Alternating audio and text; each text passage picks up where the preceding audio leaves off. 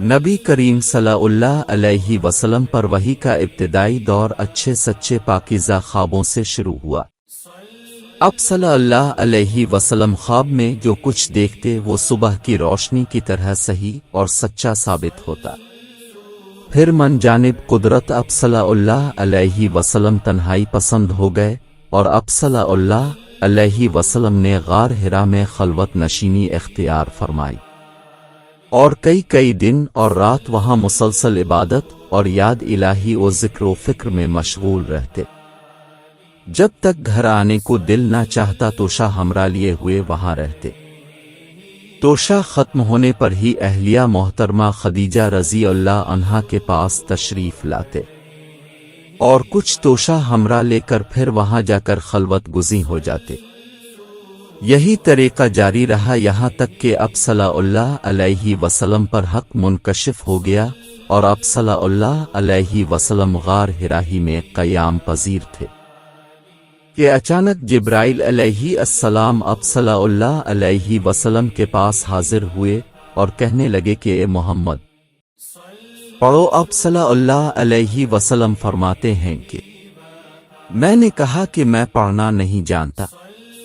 اب صلی اللہ علیہ وسلم فرماتے ہیں کہ فرشتے نے مجھے پکڑ کر اتنے زور سے بھینچا کہ میری طاقت جواب دے گئی، پھر مجھے چھوڑ کر کہا کہ پڑھو، میں نے پھر وہی جواب دیا کہ میں پڑھا ہوا نہیں ہوں۔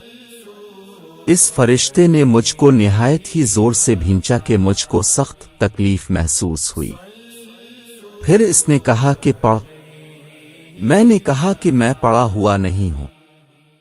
فرشتے نے تیسری بار مجھ کو پکڑا اور تیسری مرتبہ پھر مجھ کو بھینچا، پھر مجھے چھوڑ دیا اور کہنے لگا کہ پڑھو اپنے رب کے نام کی مدد سے جس نے پیدا کیا اور انسان کو خون کی پھٹکی سے بنایا، پڑھو اور آپ کا رب بہت ہی مہربانیاں کرنے والا ہے۔ پس یہی آیتیں اب صلی اللہ علیہ وسلم جبرائیل علیہ السلام سے سن کر اس حال میں غار حرا سے واپس ہوئے کہ اب صلی اللہ علیہ وسلم کا دل اس انوکھے واقعہ سے کانپ رہا تھا۔ اب صلی اللہ علیہ وسلم خدیجہ کے ہاں تشریف لائے اور فرمایا کہ مجھے کمبل اڑا دو، مجھے کمبل اڑا دو۔ لوگوں نے اب صلی اللہ علیہ وسلم کو کمبل اڑا دیا۔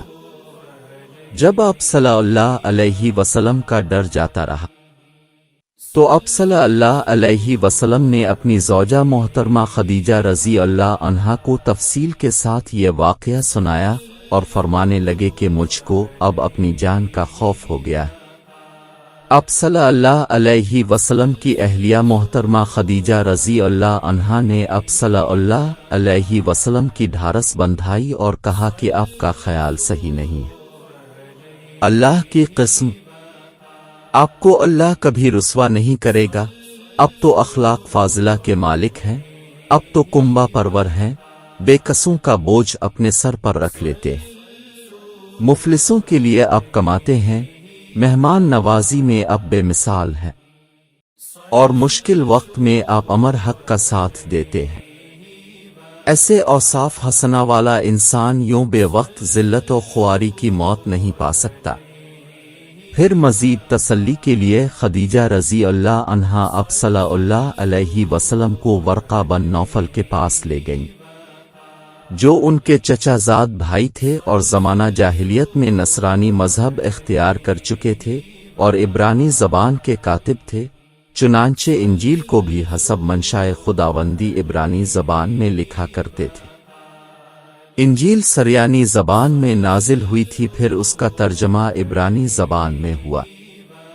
ورقہ اسی کو لکھتے تھے، وہ بہت بوڑھے ہو گئے تھے، یہاں تک کہ ان کی بینائی بھی رخصت ہو چکی تھی۔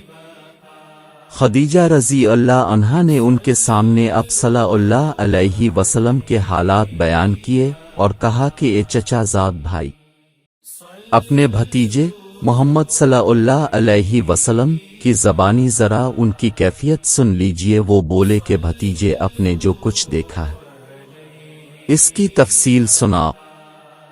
چنانچہ اب صلی اللہ علیہ وسلم نے از اول تا آخر پورا واقعہ سنایا، جسے سن کر ورقہ بے اختیار ہو کر بول اٹھے کہ یہ تو وہی ناموس معزز رازدان فرشتہ جسے اللہ نے موسیٰ علیہ السلام پر وحی دے کر بھیجا تھا، کاش میں آپ کے اس عہد نبوت کے شروع ہونے پر جوان عمر ہوتا، کاش میں اس وقت تک زندہ رہتا جبکہ آپ کی قوم آپ کو اس شہر سے نکال دے گی۔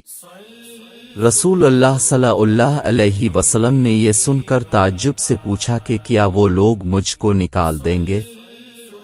حالانکہ میں تو ان میں صادق و امین و مقبول ہوں۔ ورقہ بولا، ہاں یہ سب کچھ سچ ہے، مگر جو شخص بھی آپ کی طرح امر حق لے کر آیا لوگ اس کے دشمن ہی ہو گئے ہیں۔ اگر مجھے آپ کی نبوت کا وہ زمانہ مل جائے تو میں آپ کی پوری مدد کروں گا۔ مگر ورقہ کچھ دنوں کے بعد انتقال کر گئے، پھر کچھ عرصہ تک وحی کی آمد موقوف رہی۔